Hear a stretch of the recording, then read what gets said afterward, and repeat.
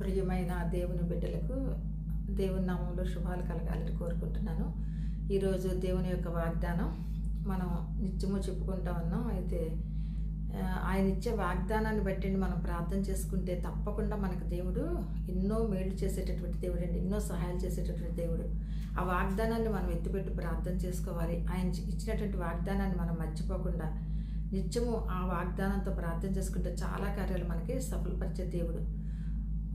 యూట్యూబ్లో చాలామంది చాలా వాక్యాలు చక్కటి పాటలు చక్కటి వాక్యాలు చెప్తున్నారు. మరి అవన్నీ కూడా వినడానికి అది ఒక విధమైన ఆధిక్యత అండి. అవి వినాలంటే కూడా అందరూ వినలేరు.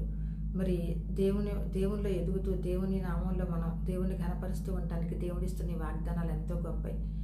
నేను మరి ఈరోజు చెప్పబోయే వాగ్దానం అండి, దేవుడు మనల్ని ఎలాగా ఏర్పాటు చేసుకున్న అనే విషయం మీద యోహాను సువార్త 15వ అధ్యాయం 19వ వచనం చదువుకుందాం. మధ్యలో ఉంటుంది ఇది. నేను మిమ్మును లోకములో నుండి ఏర్పరచుకుంటుని, నేను మిమ్మును లోకములో నుండి ఏర్పరచుకుంటుని అంటున్నారు.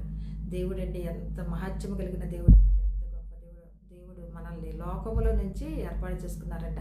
నిజమే, లోకం అంటే ఏంటి అనుకుంటా ఉంటాం మనం. లోకం అంటే లోకంలో జీవించేటప్పుడు మనం ఏమి అంటే ఈ యొక్క యహలోక బంధాలకే తప్పించి ప్రాముఖ్యత మనం దేవునికి మనం ఇవ్వకుండా ఉంటాం.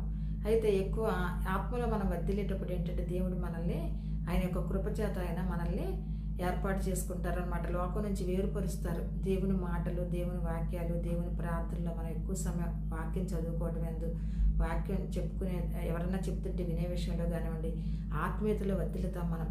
మామూలుగా జనరల్గా అయితే ఏంటంటే వాక్యం చదవాలన్న భారంగా ఉంటుంది, బద్ధకంగా ఉంటుంది. అబ్బా ఇప్పుడు చదవాలా, ఇప్పుడు చెయ్యాలా, చేయకపోతే ఏమైంది అన్నట్టుగా ఉంటాం. ఎక్కువ ఏంటంటే అసలు అంత ఇంపార్టెన్స్ వాక్యానికి కానీ మనం దేనికి ఇవ్వం. ఈ లోకంలో వాటి కోసం మనం ఎక్కువ తాపత్రయపడతా ఉంటాం.